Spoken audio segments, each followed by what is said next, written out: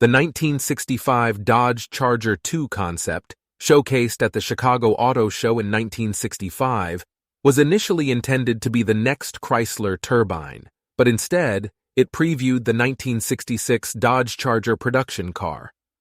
Contrary to popular belief, the Charger 2 was not a prototype for the '66 Charger, as the latter had already been approved for production prior to its construction.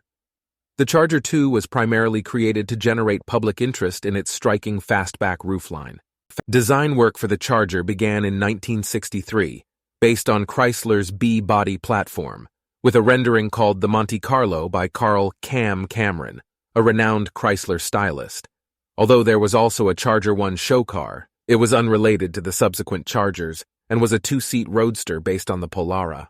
The Charger's story takes an intriguing turn, with plans for another limited production turbine-powered vehicle program following the Chrysler Turbine Ghia cars of 1963.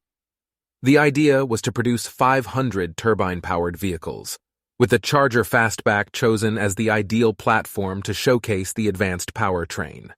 However, this plan fell through, and the production Charger ultimately featured traditional Chrysler piston engines.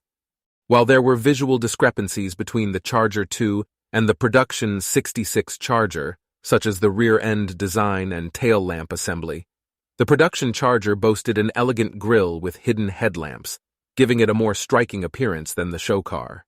Despite its initial lackluster sales, the first-generation Charger remains significant, and the Charger name continues to be used today, making it one of the oldest model names in the automotive industry.